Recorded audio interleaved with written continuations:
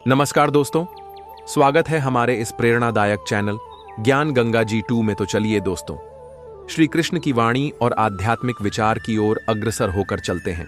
और जो भी प्रिय भक्त श्री कृष्ण की इस अमृत भारी वाणी को सुनता है, उन सभी प्रिय दर्शकों की भगवान श्री कृष्ण सभी मनोकामनाएं पूरी करे और उनके घर में अपार खुशियां भर दे। तो दोस्तों, इस वीडियो को अंत तक जरूर सुने और कमेंट में जय श्री कृष्ण जरूर लिखें, जिससे हमें हर दिन नई नई सीख मिलती है। ज्यादा से ज्यादा वीडियो को शेयर करें और चैनल को सब्सक्राइब कर लें। तो बिना देर किए वीडियो को शुरू करते हैं। आजकल के समय में लोग सोचते हैं कि भगवान हमें दुख क्यों देते हैं। आज हम सब एक ऐसी बातों पर चर्चा करने के लिए एकत्र हुए हैं जो शायद हर किसी के मन में कभी न कभी आता है। यह बात जितनी सरल दिखाई देती है, उतनी ही गहरी है। जीवन के हर मोड़ पर जब हम किसी संकट से गुजरते हैं, जब हमारा परिश्रम व्यर्थ जाता है, जब अपनों से धोखा मिलता है, जब बीमारी या आर्थिक तंगी हमें घेर लेती है, तब हमारी आंखें आकाश की ओर उठ जाती हैं और हम पूछते हैं, हे भगवान, आपने मेरे साथ ऐसा क्यों किया। लेकिन मित्रों, अगर इस बात का उत्तर सही दृष्टिकोण से मिल जाए तो दुख भी सुख का द्वार बन जाता है, आंसू भी मोती बन जाते हैं और हर संकट जीवन का सबसे बड़ा शिक्षक साबित होता है। भगवान सर्वशक्तिमान हैं, सर्वज्ञानी हैं, करुणामय हैं, फिर भी वे हमें दुख क्यों देते हैं। इस बात को समझने के लिए हमें यह स्वीकार करना होगा कि दुख जीवन का शत्रु नहीं बल्कि गुरु है। दुख वह शक्ति है जो हमें आत्मनिरीक्षण के लिए बाध्य करती है। सुख हमें अहंकारी बना सकता है, लेकिन दुख हमें विनम्र और संवेदनशील बनाता है। गीता में भगवान श्री कृष्ण ने कहा है, दुख और सुख, सर्दी और गर्मी, ये सब आते जाते रहते हैं। इनसे डरे बिना धैर्यपूर्वक कर्म करना ही मनुष्य का धर्म है। एक संत से किसी शिष्य ने पूछा, गुरुदेव, भगवान हमें दुख क्यों देते हैं। संत ने मुस्कुराते हुए कहा, जब कुम्हार मिट्टी के घड़े को आकार देता है तो वह बाहर से थपकी और अंदर से सहारा देता है। थपकी बिना घड़ा नहीं बनता। उसी प्रकार भगवान भी हमें कभी थपकी देते हैं, कभी सहारा। यही दुख और सुख का खेल है। इस बात से हमें समझना चाहिए कि दुख ईश्वर की दया का ही एक रूप है। दुख हमें क्या सिखाता है? धैर्य और सहनशीलता। जैसे लोहे को आग में तपाकर मजबूत किया जाता है, वैसे ही दुख हमें मजबूत बनाता है। संकट के समय जो इंसान गिरता नहीं, वही भविष्य में ऊंचाइयों तक पहुंचता है। जिसने दुख सहा है, वही दूसरों का दर्द समझ पाता है। कई बार सुख हमें भगवान से दूर कर देता है, लेकिन दुख हमें पुनः उनकी शरण में ले आता है। रामायण में भगवान राम को भी 14 वर्षों का वनवास मिला।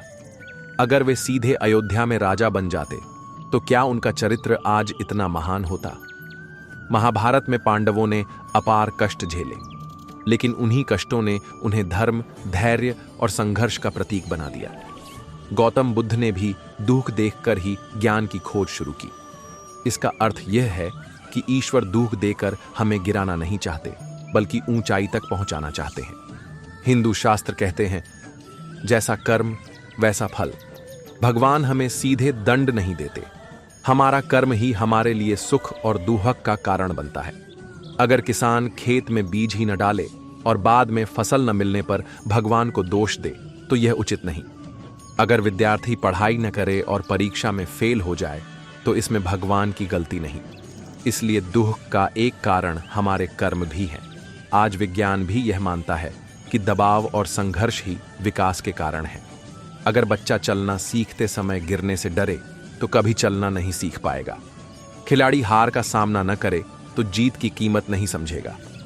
अगर इंसान बीमारी न देखे तो स्वास्थ्य का महत्व नहीं समझेगा। इसीलिए कहा गया है, दुख ही सफलता का मार्ग है। इतिहास गवाह है कि जिन्होंने सबसे अधिक दुख सहा, वही सबसे महान बना। महात्मा गांधी को कितने संघर्ष सहने पड़े, तभी वे राष्ट्रपिता बने। अब्राहम लिंकन कई बार असफल हुए, तब जाकर अमेरिका के महान राष्ट्रपति बने। एपीजे अब्दुल कलाम गरीबी से उठकर भारत के मिसाइल मैन बने। अगर इनके जीवन से दुख हटा दिया जाए तो शायद ये महान व्यक्तित्व कभी न बन पाते। भाइयों और बहनों, जब भी जीवन में दुख आए तो घबराइए मत। सोचिए, यह दुख मुझे क्या सिखाना चाहता है? इसमें छिपा हुआ वरदान क्या है? क्या यह मुझे और मजबूत नहीं बना रहा? याद रखिए, सुख हमें आराम देता है, पर दुख हमें महान बनाता है। प्रिय मित्रों, भगवान हमें दुख देकर दंडित नहीं करते, बल्कि हमें नया जीवन देते हैं। दुख वह चाबी है जो आत्मा के दरवाजे खोलती है। अगर हम दुख को शत्रु न मानकर गुरु मान लें, तो जीवन का हर संकट वरदान बन सकता है। आखिर भगवान क्या चाहता है और मेरी मदद क्यों नहीं करते हैं?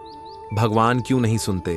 वह तो सब कुछ कर सकते हैं, फिर वो एक चुटकी बजाकर मेरा जीवन क्यों नहीं संवार देते? भगवान किसकी मदद करता है? क्या भगवान सबकी सुनता है? जिंदगी में इतनी कठिनाइयां, इतने दुख और इतनी परेशानियां हैं, तो फिर क्यों नहीं भगवान आकाश में प्रकट होकर या अवतार लेकर मेरी जिंदगी की समस्याओं का समाधान करते हैं? आइए जानेंगे हम इसको एक कहानी की मदद से। एक लड़के का जन्म एक रईस घराने में हुआ। ऐशो आराम की सभी सुविधाएं उसके पास थीं। उसको कुछ भी करने की आवश्यकता थी ही नहीं, और वो यह करता भी था, यानी वो कुछ भी नहीं करता था। वह बहुत आलसी था। उसको बचपन से काम करने की आदत ही नहीं थी। उसके पिता ने उसको बहुत समझाया, पर उसका मन सोने और खाने पीने में ही था। एक दिन उसके पिता की मृत्यु हो गई। उसकी माँ पहले ही स्वर्ग सिधार चुकी थी। उसके भाइयों ने उसे यह कहकर निकाल दिया कि वो कुछ नहीं करता, और उसके भाई सारी उम्र उसे खिला पिला नहीं सकते।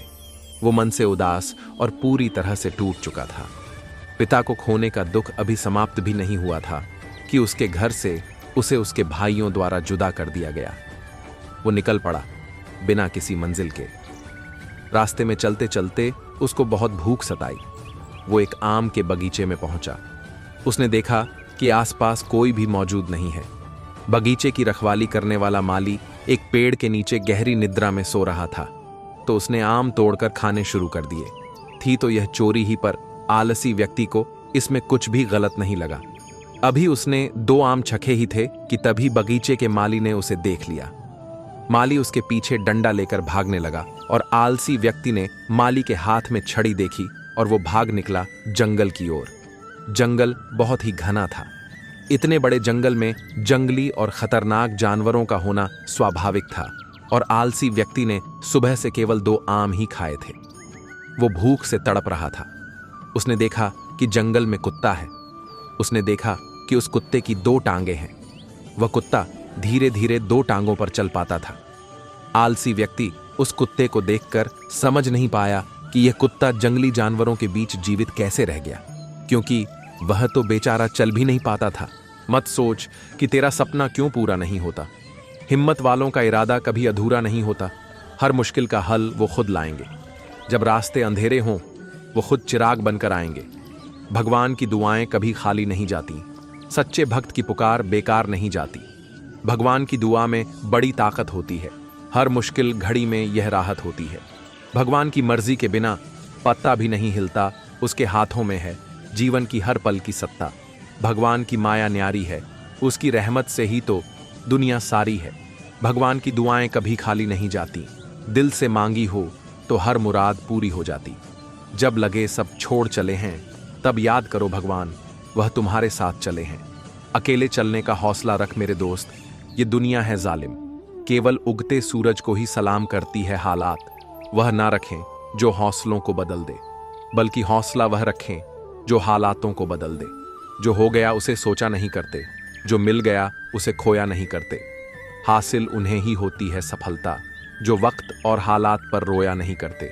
भगवान पर विश्वास बिल्कुल उस बच्चे की तरह करो जिसको आप हवा में उछालो तो वह हंसता है, डरता नहीं, क्योंकि वह जानता है कि आप उसे गिरने नहीं दोगे। विश्वास रखो, भगवान वह नहीं करता जो हम चाहते हैं, बल्कि वह करते हैं जो हमें चाहिए। जीवन में भगवान के साथ अगर विश्वास है तो हर दिन एक नई शुरुआत है। भगवान पर विश्वास करो, वो तुम्हारे साथ है, तुम्हें कभी अकेला नहीं छोड़ता। जिस दिन भगवान पर पूरा विश्वास होता है, वह दिन सबसे बेहतरीन होता है।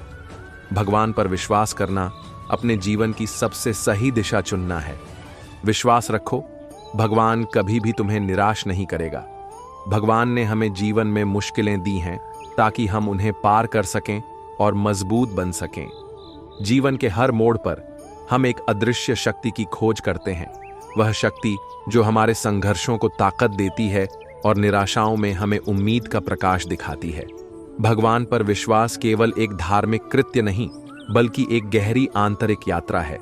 जब भी आप भगवान को कुछ समय के लिए भूल जाते हैं, तो आपने भी जरूर महसूस किया होगा कि उस समय आप सबसे अधिक पाप के भागीदार बन जाते हैं, क्योंकि उस समय आपको किसी का भी डर नहीं रहता। भगवान पर विश्वास हमें यह एहसास कराता है कि हमारे इष्ट देव हमेशा हमारे साथ हैं, हमें देख रहे हैं। यही विश्वास हमें पाप करने से बचाता है और हम अपनी राह पर चलते रहते हैं।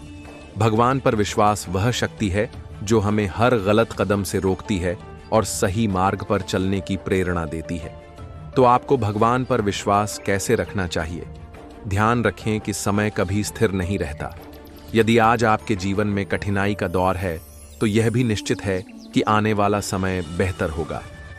भगवान पर विश्वास हमें यह सिखाता है कि हर कठिनाई के बाद सुख का समय जरूर आता है और हमें हर परिस्थिति में धैर्य और आस्था बनाए रखनी चाहिए।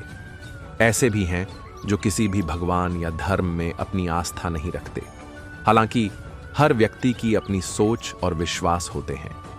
यदि आप हिंदू धर्म से जुड़े हैं, तो आपको निश्चित रूप से भगवान पर विश्वास रखना चाहिए, क्योंकि यही धर्म दुनिया का सबसे प्राचीन और समृद्ध धर्म है, जो न केवल आध्यात्मिक दृष्टिकोण से बल्कि जीवन के हर क्षेत्र में एक गहरी समझ प्रदान करता है। एक बार एक युवा व्यापारी अपने व्यापार में लगातार असफल हो रहा था। उसे लगा कि भगवान ने उसे पूरी तरह से छोड़ दिया है। उसने भगवान से बार बार प्रार्थना की, लेकिन कोई जवाब नहीं मिला। वह बहुत निराश हो गया और सोचने लगा कि अब उसका कोई भी भविष्य नहीं है। एक दिन वह एक साधु के पास गया और अपनी परेशानियों का वर्णन किया। साधु ने उसकी बातों को सुना और फिर कहा, तुम केवल अपनी नजर से ही देख रहे हो। भगवान का समय हमेशा सही होता है। तुम सोचते हो कि वह तुम्हारी प्रार्थना का जवाब नहीं दे रहे हैं, लेकिन भगवान जानता है कि तुम्हारे लिए सबसे अच्छा क्या है। कुछ महीनों बाद व्यापारी ने भगवान पर विश्वास रखते हुए अपनी मेहनत जारी रखी। एक दिन अचानक उसे एक बड़ा अवसर मिला और उसका व्यापार सफल हो गया। भगवान का समय हमेशा सही होता है। हमें विश्वास रखना चाहिए कि जब सही समय आएगा, भगवान हमें हमारी मेहनत का फल जरूर देंगे। जीवन में कोई ऐसा व्यक्ति नहीं है जिसने संघर्ष न किया हो। दुनिया में जितने भी महान पुरुष हुए हैं, उन्हें अपने जीवन में कभी न कभी खूब संघर्ष करना पड़ा है। जीवन से जुड़ा यह एक ऐसा शब्द है जिसके बगैर कुछ भी प्राप्त नहीं किया जा सकता है। किसी भी लक्ष्य की प्राप्ति के लिए व्यक्ति को कठिन परिश्रम, प्रयास के साथ अक्सर संघर्ष भी करना पड़ता है। जीवन के किसी भी क्षेत्र से जुड़ा यह संघर्ष आपको आपकी मनचाही सफलता के करीब पहुंचाने का काम करता है। जीवन में जब कभी भी आपको संघर्ष करना पड़े, तो आपको घबराना नहीं चाहिए, क्योंकि यही संघर्ष आपके सपनों को साकार करने में मददगार साबित होता है। खास बात यह भी कि संघर्ष के बाद मिली जीत या फिर कहें सफलता हमेशा एक अलग ही खुशी का एहसास कराती है। जिस संघर्ष को महापुरुषाएं ने सफलता की सीढ़ी करार दिया है। संघर्ष की खासियत है कि उसमें आदमी हमेशा अकेला ही होता है, जबकि सफलता में सब साथ खड़े होते हैं। जीवन में संघर्ष का अंधेरा जितना ज्यादा होता है, व्यक्ति के जीवन में उसकी सफलता का सूरज उतना ही चमकता है। जीवन में संघर्ष करने से नहीं भागना चाहिए, क्योंकि आपके संघर्ष का इनाम ईश्वर ने तय कर रखा है। जो लोग बीच रास्ते में संघर्ष करना छोड़ देते हैं, उन्हें खाली हाथ ही लौटना पड़ता है। संघर्ष व्यक्ति के भीतर उसकी क्षमताओं को बढ़ाते हुए उसे जीवन की कठिनाइयों से लड़ना सिखाता है, जिसकी बदौलत उसकी सफलता उसके और करीब आ जाती है। जीवन में सफलता का आशीर्वाद सिर्फ उन्हीं लोगों को हासिल होता है जिन्होंने संघर्ष के कदमों को स्पर्श किया हो। इसलिए संघर्ष को आपदा नहीं, अवसर समझते हुए उसका स्वागत करना चाहिए। आज हर कोई अपने जीवन में सफल होना चाहता है, लेकिन सफल होने का सही मार्ग का पता न होने के कारण आज अधिकतर लोग हताश और परेशान हैं। किसी भी क्षेत्र में सफलता प्राप्त करने के लिए अच्छे विचार और अच्छी बातें, उसके साथ अच्छे लोगों की भी बहुत जरूरत होती है। बिना सही दिशा निर्देश के कोई भी व्यक्ति अपने लक्ष्य को प्राप्त नहीं कर सकता। भगवत गीता में कहा गया है, जो होता है वो अच्छे के लिए होता है, जो भी हुआ अच्छे के लिए हुआ, जो भी हो रहा है अच्छे के लिए ही हो रहा है, जो भी होगा अच्छे के लिए ही होगा। इस श्लोक में श्री कृष्ण कहते हैं कि जीवन में व्यक्ति को कभी निराश होकर यह नहीं कहना चाहिए कि ऐसा मेरे साथ ही क्यों हुआ। अक्सर व्यक्ति विपरीत परिस्थितियों में ईश्वर को और किस्मत को दोष देने लग जाता है कि ऐसा मेरे साथ ही क्यों हुआ। जिस तरह हर रात के बाद एक सवेरा होता है, उसी तरह कठिन समय के बाद अच्छा समय भी जरूर आता है। हर काम को करने के पीछे कोई ना कोई अच्छा कारण जरूर होता है, जो हमें पहले समझ नहीं आता, लेकिन समय के साथ पता चलता है कि जो हुआ वो अच्छा ही हुआ। इसलिए भगवद गीता की इस बात का आपको जरूर अनुसरण करना चाहिए कि जो होता है वो अच्छे के लिए ही होता है। यह शरीर हमारी आत्मा का केवल एक वस्त्र है। भगवान श्री कृष्ण कहते हैं, जैसे कि एक आदमी अपने पहने हुए कपड़ों को उतारता है और दूसरे नए कपड़े पहनता है, वैसे ही आत्मा अपने घिसे पिटे शरीर से बाहर निकलती है और दूसरे नए शरीर में प्रवेश करती है। इसे दूसरा जन्म भी कहते हैं। इसलिए ईश्वर कहते हैं, किसी भी चीज का मोह न करते हुए केवल अच्छे कर्म करो, क्योंकि यहाँ सब नश्वर है। किसी की मृत्यु होने पर या अपने शरीर का त्याग करने पर ज्यादा दुखी नहीं होना चाहिए, क्योंकि आत्मा फिर किसी और शरीर को अपना वस्त्र बनाकर उसे धारण कर लेगी। इसलिए आपको आगे बढ़ने के लिए इन सब बातों से ऊपर उठकर आगे बढ़ना चाहिए। परिवर्तन तो होना ही है। संसार में जो आया है वो नष्ट जरूर होगा। दिन रात सभी बदलते रहते हैं, महीने ऋतुएं बदल जाती है। इसी तरह दुख सुख सभी संसार का नियम है। परिवर्तन तो होकर ही रहेगा। इसलिए व्यक्ति को परिवर्तन से घबराना नहीं चाहिए, बल्कि इसका स्वागत करना चाहिए। हर परिवर्तन व्यक्ति को नई सीख देकर जाता है। इस ब्रह्मांड में सब कुछ स्वयं बदलता है, जो परिवर्तन के सार्वभौमिक कानून के अधीन है। इसी तरह हमारे जीवन में कुछ भी स्थायी नहीं है। गीता आपको परिवर्तन को स्वीकार करने के लिए कहती है। कई बार लोग रिश्तों के बदलने से, लाभहानि होने से टूट जाते हैं, लेकिन उन्हें समझना चाहिए कि कोई भी परिवर्तन स्थायी नहीं होता। हर चीज बदलती रहती है। पतझड़ में जब सूखे पत्ते झड़ते हैं, तभी बसंत में नई फुहारें आती हैं। इसलिए परिवर्तन को स्वीकार करें और आगे बढ़ें। अपने जीवन में सफलता पाने के लिए भगवद गीता का महत्व समझना चाहिए। बुरा वक्त हमें सर्वश्रेष्ठ बनाता है।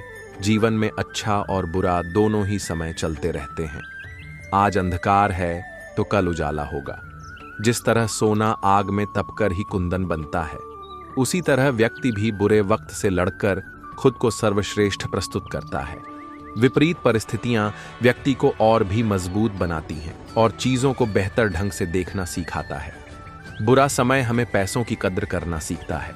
इसलिए अपने बुरे समय से कभी भी घबराकर हार नहीं माननी चाहिए, बल्कि उससे लड़ना चाहिए और आगे बढ़ना चाहिए, क्योंकि यह वह समय होगा जो आपको आपके जीवन का सबसे मूल्यवान सबक सिखाएगा। इसलिए जीवन में हर समय खुशहाल ही रहने की उम्मीद न करें, क्योंकि यह स्थिर नहीं है। दुख सुख दोनों ही हमारे जीवन का हिस्सा है। कर्म सबसे ऊपर आता है। आपका कर्म ही आपको सर्वश्रेष्ठ बनाता है।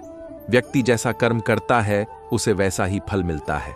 व्यक्ति कर्म करने के लिए ही पैदा हुआ है और बिना कर्म किए कोई नहीं रह सकता। फल की चिंता करना व्यर्थ है, क्योंकि इससे मनुष्य का मन काम से भटकने लगता है। अगर किसी काम को करने से सफलता नहीं मिली तो हताश नहीं होना चाहिए, क्योंकि असफलता भी ज्ञान के द्वार खोलती है।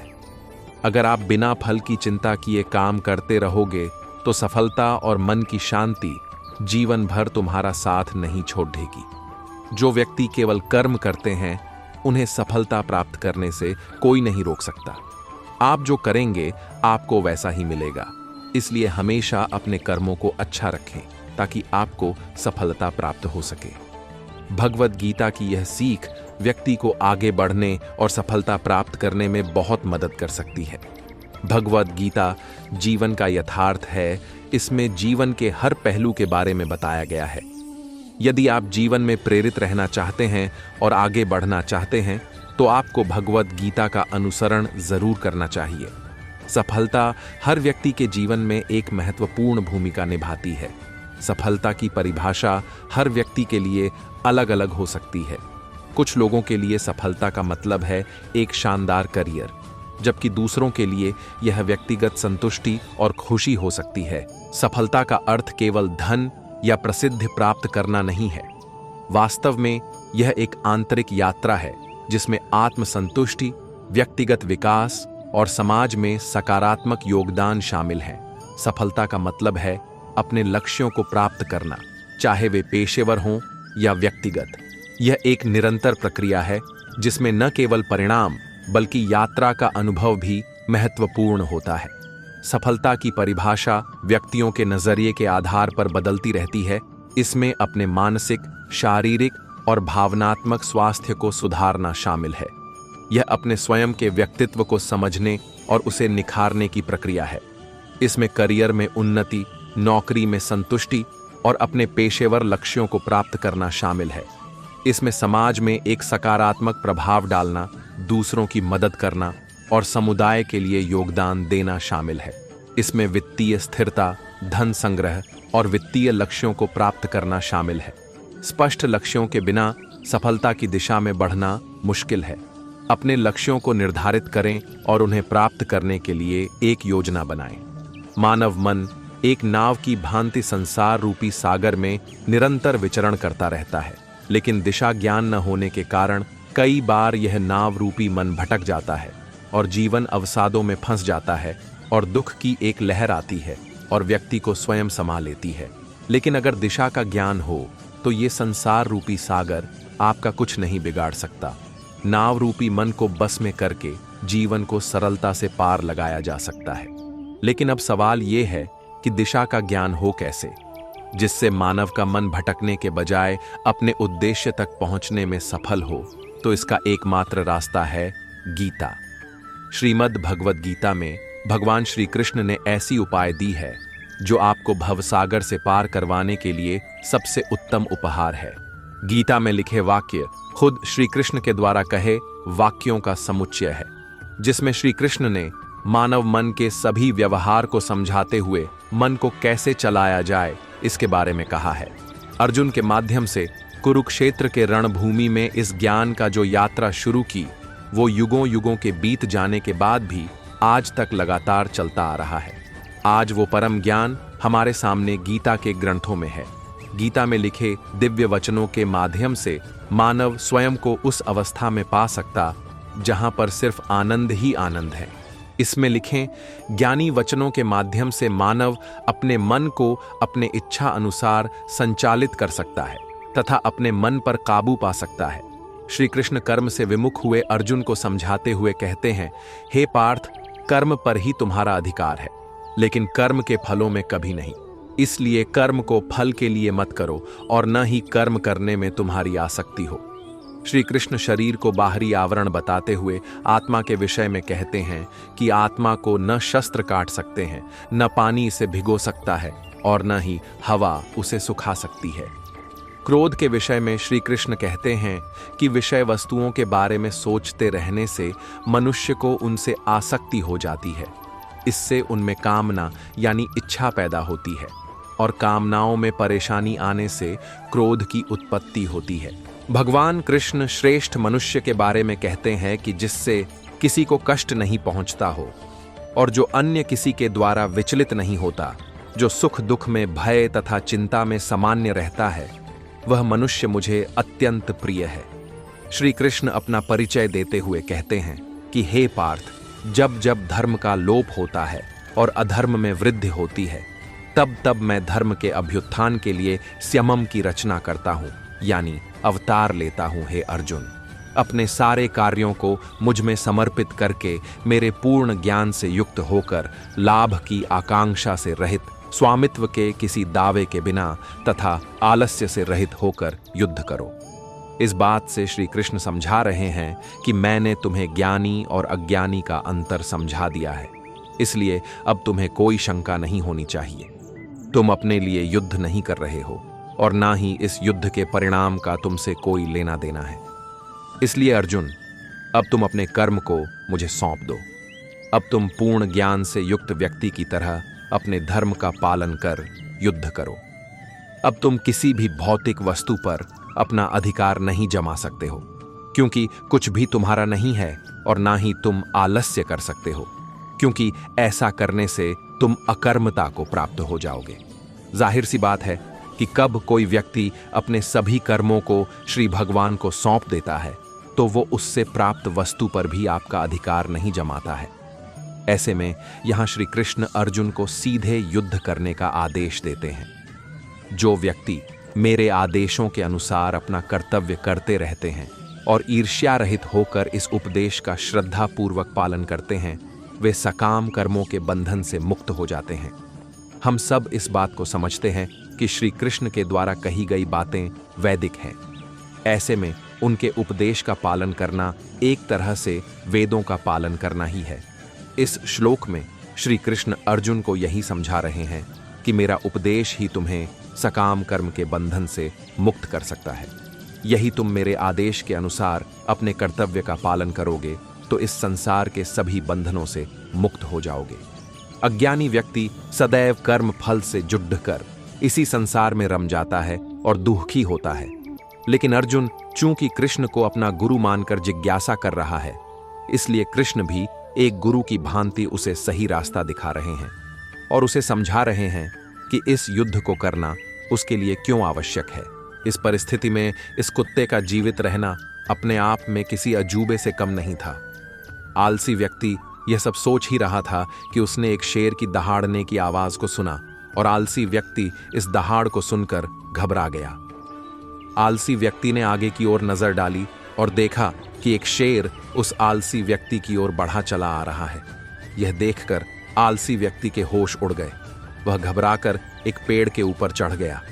पेड़ के ऊपर से आलसी व्यक्ति ने देखा कि शेर बढ़ा चला आ रहा है कुत्ते की ओर।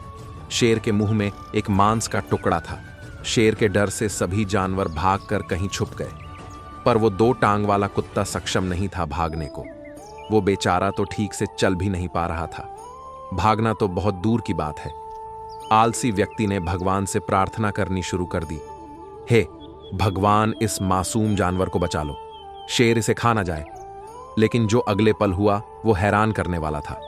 शेर के मुंह में जो मांस का टुकड़ा था उसको वह लंगड़े कुत्ते के पास छोड़कर आगे चल दिया और आलसी व्यक्ति भगवान के उस चमत्कार को देखकर बहुत प्रसन्न हुआ। आलसी व्यक्ति ने मन ही मन सोचा कि किसी ने उससे कहा था कि भगवान सब कुछ करते हैं, तो उसको तो कुछ भी करने की आवश्यकता ही नहीं। भगवान ने उसको जन्म दिया है तो उसके बारे में कुछ तो सोचा ही होगा। अब उसको लगा उसको बहुत बड़ा ज्ञान प्राप्त हो गया है और वो जा बैठा पेड़ के नीचे इस प्रतीक्षा में कि भगवान उसके लिए भोजन का इंतजाम करेंगे। कुछ घंटे बीत गए, भगवान ने किसी को नहीं भेजा। आलसी व्यक्ति की नजर बार बार उस व्यक्ति को ढूंढ रही थी जिसको भगवान ने भेजना था उसको खाना खिलाने के लिए, पर कोई नहीं आया। भगवान ने किसी को भेजा ही नहीं। पूरी रात बीत गई परंतु कोई नहीं आया। अब वो कब तक इंतजार कर सकता था। उसके सब्र का बांध टूट गया। उसने सोचा, आखिर भगवान हमें दुख क्यों देता है, और वो लगा जोर जोर के चिल्लाने, भगवान मेरी किस्मत में ही इतना दुख क्यों, इतनी तकलीफ क्यों, क्या बिगाड़ा है मैंने तुम्हारा, आखिर किस बात का बदला ले रहे हो तुम मुझसे। इस आलसी व्यक्ति की बात सुन ली। जंगल में साधना कर रहे एक साधु ने, वह साधु जा पहुंचे आलसी व्यक्ति के पास। आलसी व्यक्ति ने अपनी सारी बात उस साधु को सुनाई। पहले तो साधु महाराज ने आलसी व्यक्ति को भोजन कराया। खाना खाने के बाद आलसी व्यक्ति ने भरी आवाज में साधु से पूछा, भगवान ने उस लंगड़े कुत्ते पर भी दया दिखाई, परंतु मुझ पर जरा दया नहीं दिखाई। आखिर क्या कारण है भगवान की इस बेरुखी का, भगवान हमें दुख क्यों देता है। साधु ने उत्तर दिया, यह सत्य है, भगवान ने हम सभी के लिए एक योजना तैयार की है और तुम भी उसकी योजना का हिस्सा हो, परंतु तुम भगवान के इशारे को नहीं समझे। भगवान तुम्हें उस लंगड़े कुत्ते की तरह नहीं बनाना चाहता, बल्कि भगवान तो चाहते हैं कि तुम उस शेर की तरह बनो जिसने उस लंगड़े कुत्ते की मदद की, उसको खाना खिलाया। सच यही है कि भगवान भी उसी की मदद करते हैं जो स्वयं की मदद करता है। श्री कृष्ण जी ने भागवत गीता के 3 अध्याय के 8वें श्लोक में कहा है, कर्म न करने से कर्म करना श्रेष्ठ है। यदि तू कर्म नहीं करेगा तो शरीर का रिवाह भी नहीं होगा। भगवान हमें दुख क्यों देता है? भक्तों, सच यही है कि अर्जुन को भी अपना युद्ध स्वयं लड़ना पड़ा था। हाँ, भगवान अपने भक्तों की मदद जरूर करते हैं। कर्म तो भक्त को ही करना होगा, जैसे अर्जुन ने अपना कर्म स्वयं किया था। ये कहानी उस गरीब परिवार की है जिनमें 2 ही सदस्य थे, पति और पत्नी। बाकी स्वर्ग सिधार गए थे, जिसे गांव वालों से दगा मिलती रहती थी। गांव के धनी लोग उन्हें बहुत सताया करते थे। पहले तो इस परिवार के सदस्य भी अच्छे लोगों की तरह जीते थे, पर जब वक्त अपना रुख बदलता है तो सब कुछ बदल जाता है। ऐसा ही इनके साथ हुआ। लोगों की गालियां सुनने की आदत हो गई थी। धीरे धीरे वक्त गुजरता गया और वक्त के साथ साथ उनके घर एक बच्चे ने जन्म लिया। वो बड़ा होकर बड़ा विद्वान बना। धीरे धीरे उसने अपनी पढ़ाई के लिए स्कूल में जाना शुरू किया। बच्चे के माता पिता बड़े खुश थे। वो बच्चे को पढ़ाकर विद्वान बनाना चाहते थे, चाहे दुख दर्द क्यों ना मिल जाए। लोगों से पैसे इकट्ठा कर करके बच्चे को पढ़ाया लिखाया। वो इतने कर्ज में डूब चुके थे जैसे बीते हुए दिन दोबारा से आ खड़े हुए। वो उसे दूर रखना चाहते थे, मगर लोग भी कम नहीं थे। बस मौका देखते थे ताना मारने को। एक दिन अचानक बच्चे को सब मालूम पड़ गया कि उसके घर वालों ने कैसे उसकी परवरिश की। थोड़े दिन वो सोचने समझने में व्यस्त रहा। उससे ये हाल ना देखा गया और कुछ करने की ठान ली। इसमें भगवान ने भी साथ दिया। इसको अच्छी कंपनी में जॉब लगी। अब इनको दर्द भरे दिनों से छुटकारा मिलने वाला था। धीरे धीरे ये कर्ज मुक्त हो गए। पहले ये लोगों के पीछे घूमते थे, अब लोग इनके पीछे घूमने लगे हैं। इतना उचक उचक कर मत देखो बाबा, नहीं तो खाई में जा गिरोगे। रोज की तरह आज भी वहां कुछ बादल हैं, थोड़ी सी धूप है, बहुत ज्यादा ठंडी है। अब वहां कुछ नया नहीं होने वाला। क्यों जान जोखिम में डाले दूरबीन लिए फिरते हो। नाश्ते की प्लेट मेरे सामने रखते हुए जब होटल के लड़के ने उस व्यक्ति को आवाज लगाई, तब मेरा ध्यान बरबस उसकी तरफ चला गया। पिछले 3 दिन से जब से मसूरी में रुका हूं, नाश्ता करने इसी होटल में आ जाता हूं और बिला नागा प्रतिदिन उस व्यक्ति को दूरबीन के सहारे आकाश में कुछ टटोलते पाता हूं। भूरे रंग का ओवरकोट और काले रंग की टोपी के नीचे कुछ तलाशती हुई खामोश आंखें, आंखों के इर्द गिर्द गजिन झुर्रियों जैसी सिकुड़न, उसके थोड़ा नीचे गुलाबी गालों पर कुछ अधिक लाल चकत्ते, गले में सस्ती सी दूरबीन, पैरों में मोटा काला जूता, उम्र कोई 50 से 55 के आसपास, अपने भीतर उमड़ती कौंध से पूरी तरह जकड़ा हुआ किंतु बेखबर। पिछले 1 हफ्ते से इस रूप में तनिक भी परिवर्तन नहीं हुआ है। मैं उस लड़के से पूछता हूं, कौन है ये? प्रकृति प्रेमी लगते हैं। काहे के प्रकृति प्रेमी बाबूजी? मसूरी के आकाश में तिब्बत की हवा खोजते हैं। कौन समझाए इन्हें कि हवाएं भी कैद होती हैं, नहीं आ सकती हैं सुकून देने। तुम तड़पते रहो जीवन भर उस ठंडी सुरसुरी के लिए। लड़के के आवाज देने पर वह व्यक्ति होटल में आकर मेरे सामने वाली बेंच पर बैठ जाता है। लड़का आलू का पराठा और दही उस व्यक्ति के सामने रख देता है, जिसे वह सिर नीचा करके धीरे धीरे खाने लगता है। अपनेपन का एक टुकड़ा एहसास ही तो तलाशता है वह आकाश में, जिसे न पाने की लाचारगी उसके चेहरे पर साफ झलक रही है। झेप मिटाने की खातिर वह उस लड़के पर ही गुर्राया पराठे को ठीक से सेंका भी नहीं है। कच्चा है, पेट में दर्द होगा, तब क्या तू दवा करवाएगा? क्यों चिल्लाते हो बाबा? पराठा ठीक से सिका है, तुम्हारा मन खराब है इसलिए पराठा कच्चा लग रहा है। क्या खाक सिका है? देखते नहीं, एक भी चिट्ठी नहीं पड़ी है। अच्छा बाबा, दूसरा देता हूं, उसे छोड़ दो। लड़का अपनी झुंझलाहट को दबाता हुआ दूसरा पराठा लाकर उसकी प्लेट में रख देता है। वह व्यक्ति पराठा खाने लगता है, किंतु उसके चेहरे पर निराशा और बेचारगी के भाव साफ झलक रहे हैं, जिसे छिपाने के लिए वह ठंड से सिकुड़ने का अभिनय करने लगता है। मैं ऑडिट दौरे पर 1 हफ्ते के लिए मसूरी आया हूं। आज छुट्टी है, सोचा मसूरी घूमूंगा, किंतु अब मेरी जिज्ञासा इस व्यक्ति के प्रति बढ़ गई है। व्यक्ति से बात करने की इच्छा हो रही है। जानना चाहता हूं कि किन यादों से जूझ रहा है यह, कौन सी पीड़ा इसे चैन से रहने नहीं देती, आकाश में किसको तलाशता रहता है। यूं तो वह ऊनी कपड़ों का बंडल लिए इस होटल में आ जाता है और होटल पर आने वाले ग्राहकों को ऊनी कपड़े बेचने का प्रयास करता है, किंतु उसकी बेचैन निगाहें आसमान की तरफ ही उठती रहती हैं, जिससे वह विक्रेता कम बेसब्र खोजी अधिक जान पड़ता है। मैं उससे बात करने का सिरा तलाशने लगता हूँ। अचानक मेरी नज़र उसकी गठरी नुमा दुकान पर पड़ती है। मेरी आंखें खुशी से चमक जाती हैं। अच्छा विषय है बात शुरू करने का। मैं अपनी जगह से उठकर उस व्यक्ति के करीब जाकर बैठ जाता हूँ। पहले तो व्यक्ति थोड़ा सकपकाता है, फिर एक उड़ती नज़र मुझ पर डालता है। मैं भी मुस्कुराकर उसका स्वागत करता हूँ। बातचीत शुरू करने का यह अवसर हाथ से निकल न जाए, इसलिए झट से एक प्रश्न पूछ लेता हूँ। आप ऊनी कपड़े बेचते हैं क्या? हूँ संक्षिप्त सा उत्तर। मैं हताश होता हूँ, लेकिन एक और प्रयास। मुझे एक स्वेटर चाहिए, एकदम गरम। वह पहले तो मुझे देखता है, फिर हाँ में सिर हिला देता है, जैसे कहना चाहता हो रुको, खा लेने दो, फिर दिखाता हूँ। मुझे स्वेटर की जरूरत नहीं है, लेकिन अब बोल पड़ा हूं, इसीलिए देखना पड़ेगा। देखना क्या, लेना भी पड़ सकता है।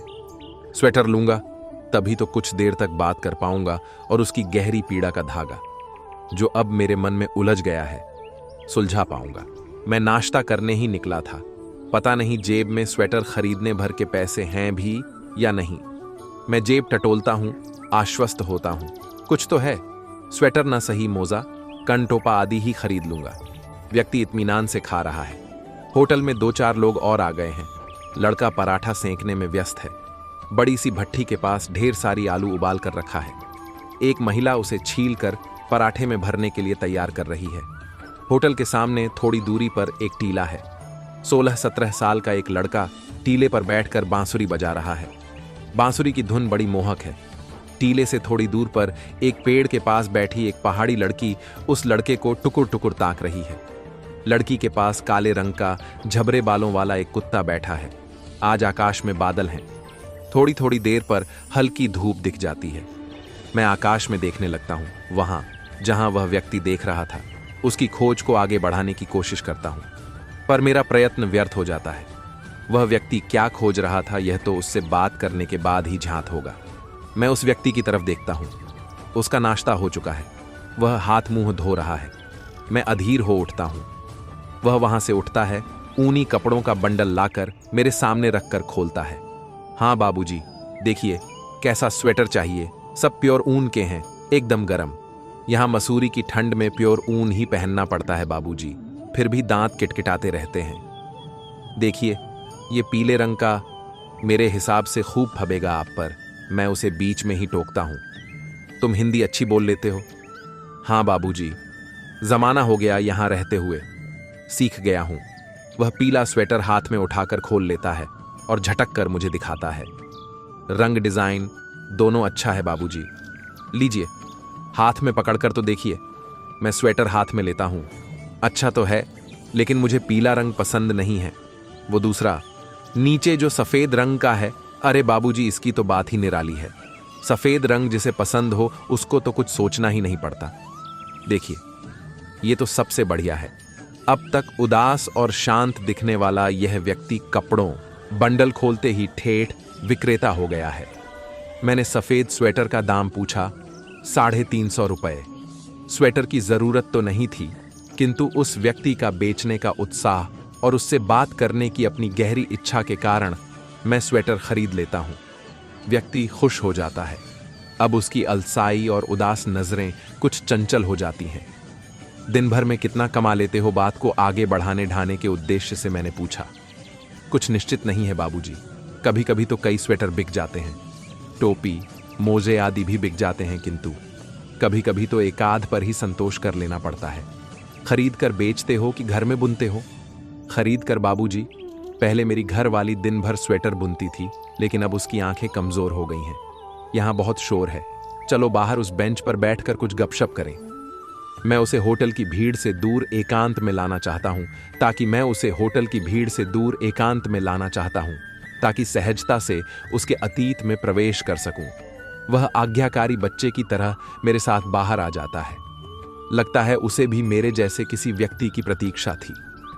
मैं उसे कुरेदता हूं, एक स्वेटर पर कितना मुनाफा कमा लेते हो?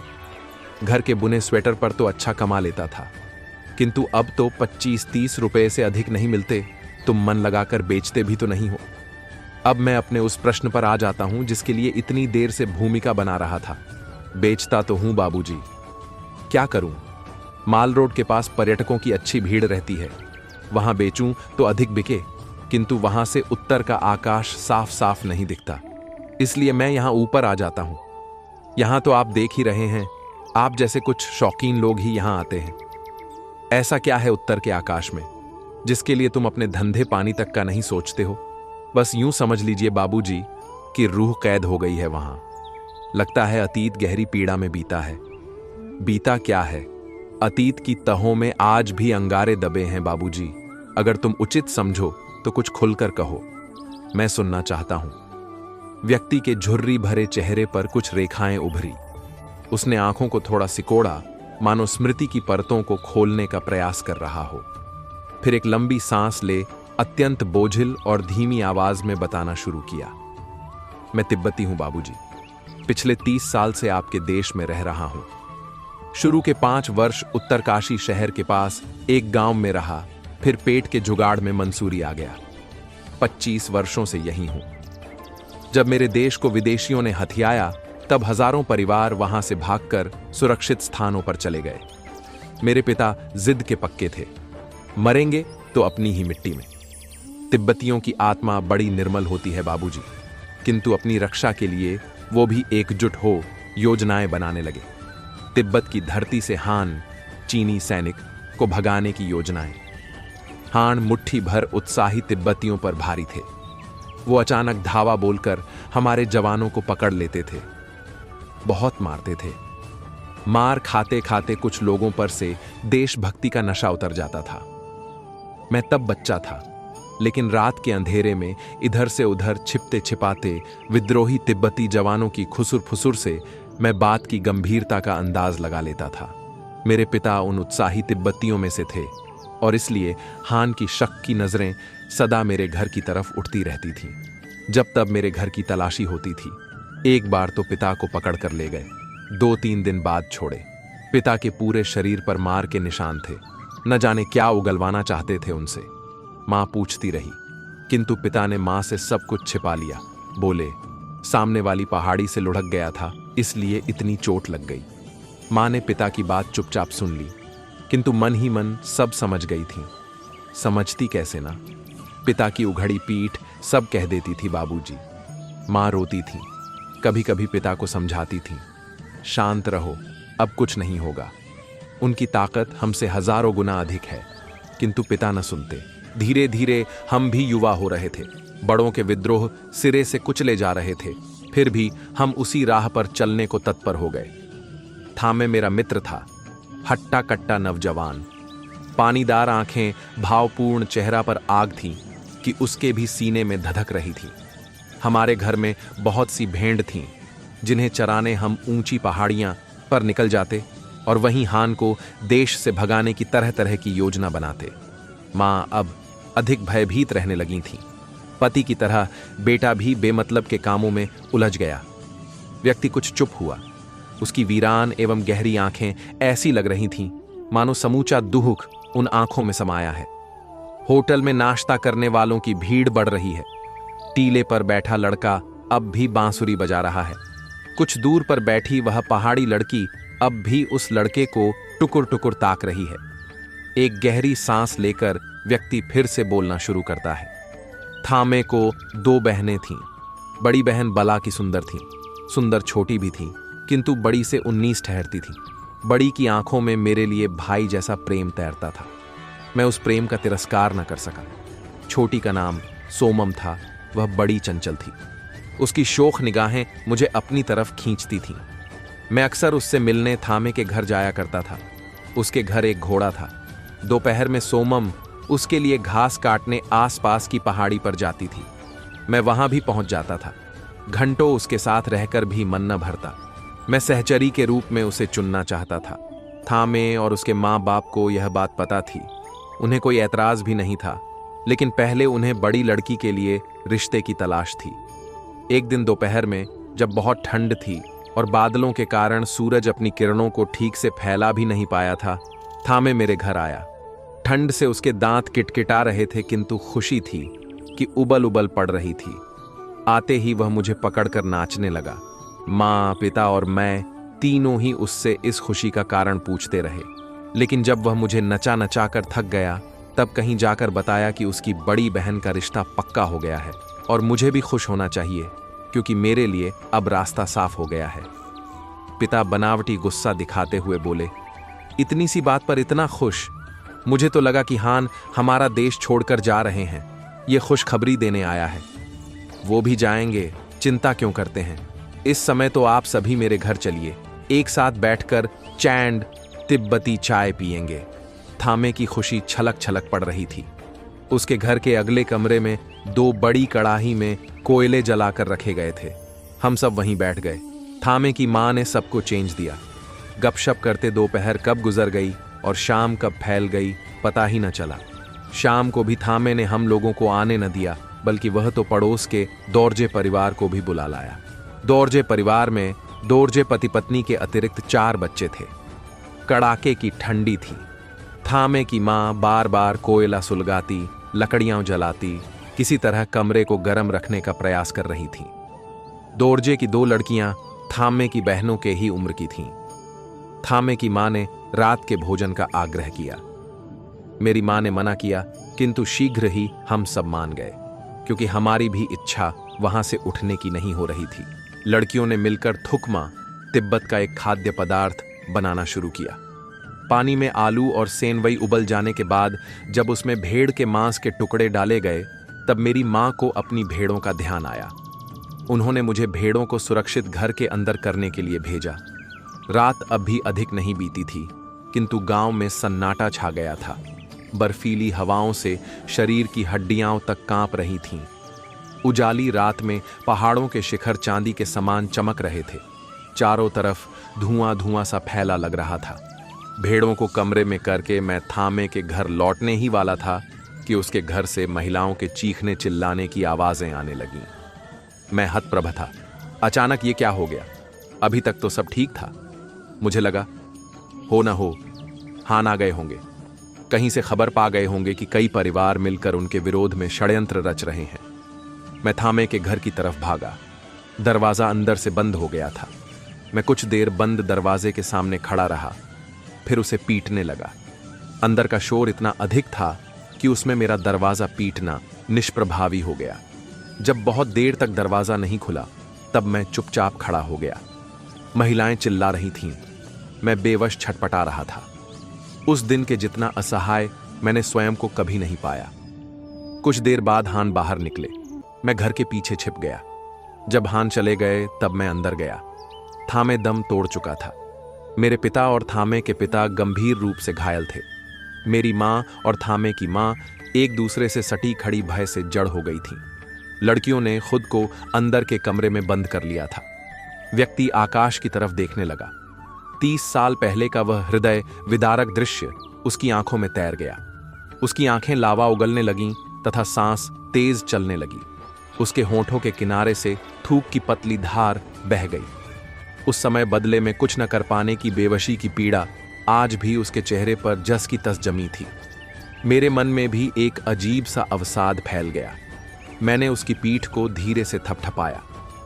मुझे ध्यान आया कि नाश्ते के बाद से मैंने एक भी सिगरेट नहीं पी, जबकि इतनी ठंड में अब तक 2-4 पी डालता।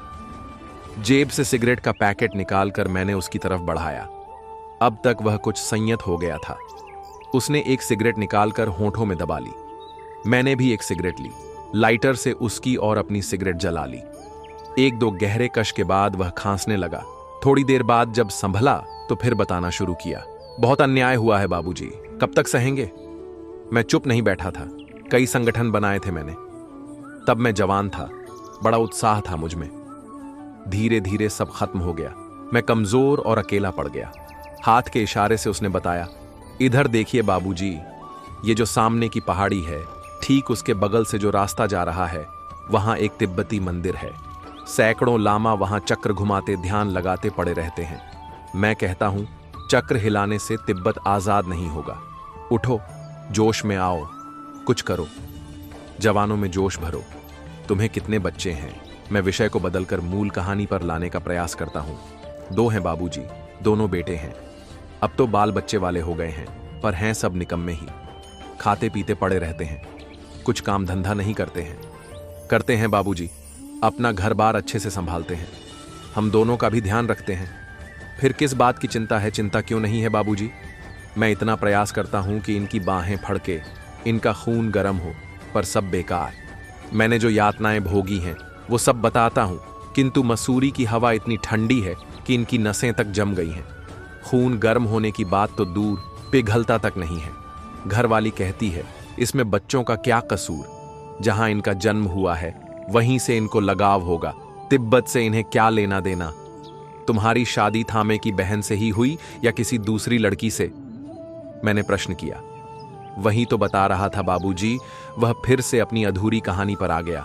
वह रात बड़ी भयावह थी और शायद अब तक की सबसे लंबी भी। मां सिसकते सिसकते खामोश हो गई थी। थामे की मां बेहोश पड़ी थी। थामे के पिता को सवेरे तक होश आ गया था, किंतु उनके पैर की हड्डी टूट गई थी। वो लंगड़े हो गए थे। मेरे पिता की आंत में चोट लगी थी।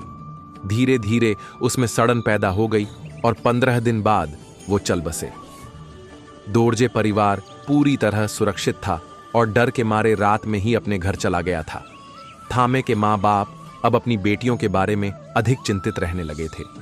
इस घटना के कुछ महीने बाद उन्होंने बड़ी बेटी की शादी कर दी। जब थामे था तब तय हुआ था कि दोनों बहनों की शादी एक साथ ही कर दी जाएगी, किंतु अब परिस्थिति पलट चुकी थी। एक अदृश्य डर थामे के माँ बाप को खाए जा रहा था। हान का डर नहीं बाबूजी, अकेलेपन का डर, वीरान एकांत में थामे की यादों के उमड़ आने का डर, जो लाख न चाहने पर भी उमड़ती ही रहती थीं। दोनों बेटियां अगर एक साथ विदा हो गई तब तो भाएं भाएं भन्नाता वह घर थामे के माँ बाप की धड़कन को ही दबोच लेगा।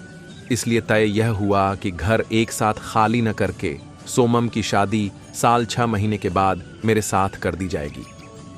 अब सोमम पहले जैसे चहकती नहीं थी। उसकी आंखें किसी गहरी झील की तरह डरावनी लगने लगी थीं। मैं उसे पहले जैसा ही देखना चाहता था, इसलिए तरह तरह की युक्ति खोजता था जिससे वह खिलखिलाकर हंस दे। इसी युक्ति खोजने में एक दिन मुझे इतनी निर्मम युक्ति सूझी कि आज तक उसकी फुफकार सुनाई देती है। हाँ बाबूजी, उस दिन वह पहाड़ी पर घास काट रही थी, एकदम सीधी पहाड़ी। मैं वहां पहुंचा। उसने मुझे नहीं देखा। मैं उसे चौंकाना चाहा, सोमम। हन सुनते ही वह ऐसी लड़खड़ाती बाबूजी कि बस उसकी आवाज ही गूंजती रह गई, बचाओ बचाओ। इतनी भयानक स्मृति के उधड़ जाने से व्यक्ति फिर आहत हो गया। मैंने स्वयं को गुनहगार माना। राख के ढेर से इतनी पुरानी टीस को टटोल टटोल कर निकालने का काम तो मैंने ही किया था। व्यक्ति के चेहरे पर अंतहीन दर्द फैल गया है। थोड़ी देर की चुप्पी के बाद वह आगे बताने लगा। उसकी आवाज अब कुछ अधिक भीगी भीगी सी हो गई है। एक के बाद एक इस तरह घटती घटनाओं ने मुझे तोड़ दिया। जीने की इच्छा समाप्त हो गई थी। मैं स्वयं को हत्यारा मानने लगा था। मानने क्या लगा था ही। अब न खुशी रह गई थी न उल्लास। सिर्फ एक सहमी सी घबराहट 24 घंटे पीछा करती रहती थी। नियति को शायद यही मंजूर था, किंतु पश्चाताप की आग एक लकीर बनकर सांप सी बल खाती मेरे अंतस में तैरती रहती थी। हान के रुकने और जाने में अब मेरी कोई रुचि नहीं रह गई थी, किंतु संदेही हान मुझ पर तनिक भी भरोसा न करते। पकड़कर घंटों बैठा लेते। उनके प्रश्नों से मैं तिलमिलाकर रह जाता। माँ अब अधिक डरने लगी थीं और चाहती थीं कि मैं कहीं अन्यत्र चला जाऊं, देश छोड़ दूं। जान तो बची रहेगी। मेरा भी मन अब वहां नहीं लगता था। तमाम यादें मुझे जकड़ लेती थीं। जो पहाड़ मुझे इतने प्यारे लगते थे वही अब डरावने लगने लगे। चारों तरफ एक राक्षस हुंकारता रहता था। फिर भी मैं वहां से आना नहीं चाहता था। मैं न तो मां को छोड़ सकता था न देश को। मां रात दिन एक ही रट लगाए रहती। उनका कहना था कि कुछ दिन की तो बात है, जब सब ठीक हो जाएगा तब मैं फिर लौट आऊंगा और तब तक वो अकेली रह लेंगी। मेरी भोली मां अंगारे में बर्फ मिलने की उम्मीद कर रही थी। मैं उलझ गया था। मेरे मन में अनेक सवाल उठने लगे थे। लक्ष्य स्पष्ट नहीं था। द्वंद्व मचा था दिल और दिमाग में। उचित अनुचित, न्याय अन्याय का द्वंद्व। उलझन बढ़ती जा रही थी पर दिमाग काम नहीं कर रहा था। मां पल पल टूट रही थी, घुट रही थी, मुझे वहां से हटाने व रखने दोनों बातों से। मैं उनकी छटपटाहट को देख रहा था। जानता था मेरे वहां से न हटने के कारण वो जितना रोती हैं, हट जाने से उससे अधिक रोएंगी। फिर एक रात भयानक ठंडी रात, उसी न्याय अन्याय के द्वंद्व के बीच मैं माँ के लिए माँ को छोड़कर भाग आया। माँ जो करना चाहती थी कर ली, लेकिन मैं कुछ दूर चलता, फिर पलटकर पीछे देखता। जी करता लौट जाऊं, फिर सीने में उठती आग को दबाता मैं आगे बढ़ता। छूटते पहाड़ मुझे रुक जाने को कह रहे थे। मेरा इरादा बदलता भी, किंतु फिर न जाने कैसे मैं आगे बढ़ने लगता। दारुण ठंड में पहाड़ दर पहाड़ लांघता, छुपता छुपाता आपके देश में आ गया। किंतु सच कह रहा हूं बाबूजी, मेरी आत्मा वहीं रह गई। तिब्बत देखे बहुत दिन हो गए, कितने उत्सव, मेले, त्योहार बीत गए होंगे अब तक। माँ की भी कुछ खबर नहीं मिली। अब जब कुछ कर पाने में असमर्थ हो गया हूं, तब उत्तर के आकाश में तिब्बत तलाशता हूं। आकाश में अधिक बादल देख अंदाज लगा लेता हूं कि वहां भी बादल होंगे। धूप देख सोच लेता हूं कि वहां भी धूप खिली होगी। व्यक्ति चुप हो जाता है। उसके बारे में जानने को मैं जितना आतुर था, जानकर उतना ही अवसाद से भर जाता हूं। होटल में पराठा बनाते लड़के ने व्यक्ति को आवाज लगाई। उसे ऊनी कपड़ा खरीदने कुछ ग्राहक आ गए थे। मैं बड़े आदर के साथ व्यक्ति को प्रणाम करता हूं। वह घुटने पर हाथ रखकर उठता है, उत्तर के आकाश की ओर निहारता है तथा हारे हुए खिलाड़ी की तरह अपने बोझिल कदमों से धीरे धीरे चलता हुआ होटल में चला जाता है। मैं भी उठता हूं। अब मंसूरी घूमने की मेरी इच्छा तिरोहित हो गई है। मीलों फैले पहाड़ जिन्हें देखकर मन में मस्ती सी छा जाती थी, न जाने क्यों खामोश और उदास लग रहे हैं। मैं सिगरेट निकालता हूं, सुलगाकर होंठ में दबा लेता हूं। टीले पर बैठा लड़का अब भी बांसुरी बजा रहा है, किंतु अब उस धुन की मधुरता कहीं खो गई है। जीत और हार आपकी सोच पर निर्भर करता है। मान लो तो हार होगी और ठान लो तो जीत होगी। दूसरों की गलतियों से सीखो, अपने ही अनुभव से सीखने को तुम्हारी आयु कम पड़ीडीडीएच जाएंगी। अगर आप भी अपने जीवन में सफलता का आनंद लेना चाहते हैं तो अपने जीवन में कठिनाइयों का आगमन कराइए। संघर्ष में इंसान अकेला होता है, सफलता में दुनिया उसके साथ होती है। जिस पर भी यह जग हंसता है वह एक दिन इतिहास रचता है। सोच का ही फर्क होता है, नहीं तो समस्याएं आपको कमजोर नहीं बल्कि मजबूत बनाने आती हैं। सभी के जिंदगी के दो पहलू होते हैं। पहला सुख जो सबको दिखाई देती है और दूसरा दुख जिसे कोई देखना नहीं चाहता, पर यही वह पहलू है जो हमें जीना सिखाती है। इंसान को बहुत ज्यादा सीधा भी होने की जरूरत नहीं है। जंगल में जाकर देखो, सीधे पेड्डिच सबसे पहले काटे जाते हैं और टेढ़े पेड्डिच खड्डे रहते हैं। सुख व्यक्ति के अहंकार की परीक्षा लेता है और दुख व्यक्ति के धैर्य की। अपनी सफलता से खुशी मनाना अच्छा है, पर उससे जरूरी है अपनी असफलता से सीख लेना। आध्यात्मिक ज्ञान जैसा कुछ भी नहीं है। हाँ, अध्यात्म जरूर है और शास्त्रों का ज्ञान जरूर है। अब आप कहेंगे इन दोनों में फर्क क्या है? ज्ञान शास्त्रों में छुपा है। उन शास्त्रों को पढ़ने से, मनन करने से, चिंतन करने से वह ज्ञान आपको मिलता है। यह प्रक्रिया स्वाध्याय से भी हो सकती है और गुरु शिष्य परंपरा द्वारा भी। तब आप ज्ञानी ओरुष बन जाते हैं, लेकिन केवल शास्त्री कहलाएंगे, लेकिन आध्यात्मिक नहीं। आध्यात्म इस ज्ञान से बढ़कर कुछ है। यह ज्ञान के बिना भी एक अस्तित्व रखता है। आध्यात्म है यह सोचना कि आपकी सत्ता क्या है और आपसे ऊपर किसकी सत्ता है। यह चिंतन है आपके होने का और आपके न होने के बाद क्या होता है उसका। यह भी सत्य है कि आपसे पहले भी सृष्टि थी और आपके बाद भी सृष्टि रहेगी। तो इस बीच आप अस्तित्व में कैसे आए और फिर कहां चले गए? आपके इस अस्तित्व सीमा में आपने क्या किया और क्या करना चाहिए था? यह सब जब इंसान सोचने लगे और अपने अस्तित्व और उसके कर्तव्यों का सोचने लगे, वही इंसान आध्यात्मिक है। आध्यात्म का एक अर्थ है अद्य प्लस आत्मा, अर्थात आज इस आत्मा का विचार। दूसरा अर्थ है आदि प्लस आत्मा, अर्थात उस आदि यानी सर्वप्रथम आत्मा का विचार करना जो हम सभी में विद्यमान है। यह ज्ञान से बढ़कर एक चिंतन है। तो आप चुने कि ज्ञान मार्ग से अध्यात्म करना है या भक्ति वैराग्य मार्ग से। जो रास्ता ठीक लगे वैसा चुने। कुछ पुस्तकें पढ़े, उनका मनन करे, कुछ प्रवचन सुने, उनका मनन करे, कुछ स्वाध्याय करे, कुछ स्वयं से बात करे।